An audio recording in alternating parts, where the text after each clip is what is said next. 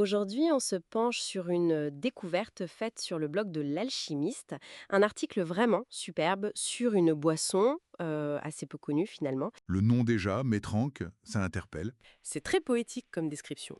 Ça parle d'un vin de mai d'Arlon en Belgique. Exactement. Et ce qui est intéressant, c'est ce parfum d'aspirule odorante.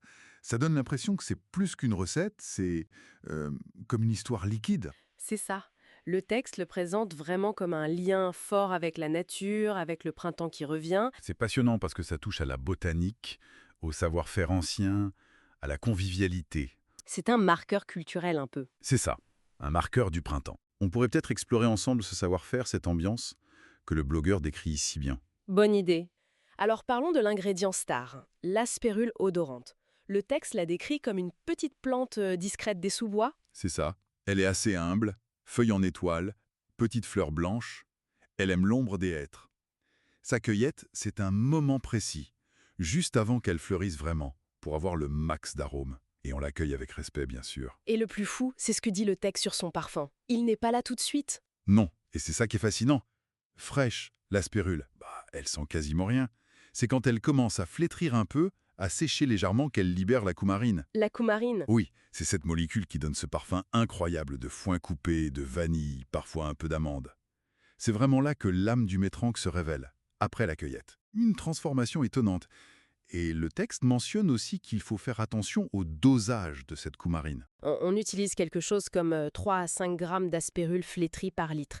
C'est juste ce qu'il faut pour le parfum, sans risque. C'est un équilibre subtil. D'accord. Et historiquement, cette idée d'infuser le vin au printemps, ça date pas d'hier, si j'ai bien lu. Non, non, c'est très ancien.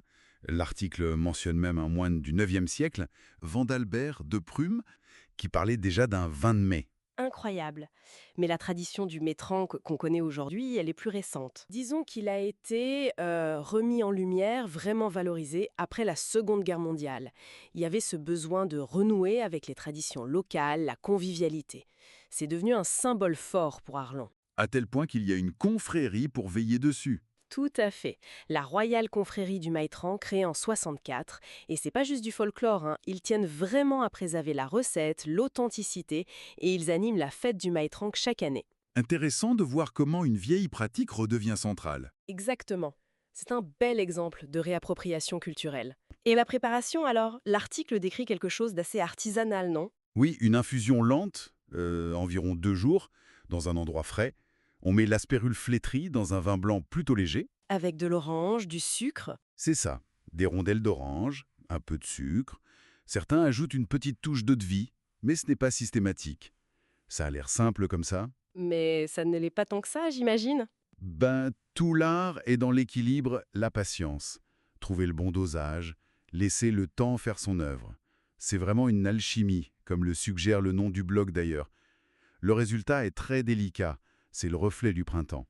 Et ça existe ailleurs en Europe sous d'autres formes. L'article parlait de la Mayball. Oui, tout à fait.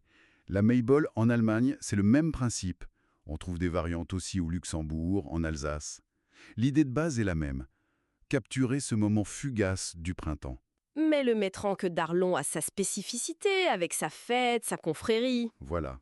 Une tradition peut-être plus structurée, plus célébrée collectivement. Et aujourd'hui, pourquoi s'intéresser encore au maître-ancre? Qu'est-ce que ça apporte? L'auteur de l'article soulève un point très juste.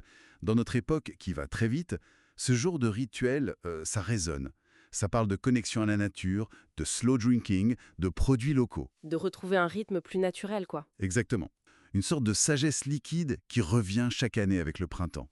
L'essence même du maître-ancre, est-ce que c'est vraiment juste sa saveur, aussi unique soit-elle, ou est-ce que ça réside pas plutôt dans ce moment d'attente partagé, dans la fête collective qu'il annonce chaque année? Surtout à Arlon.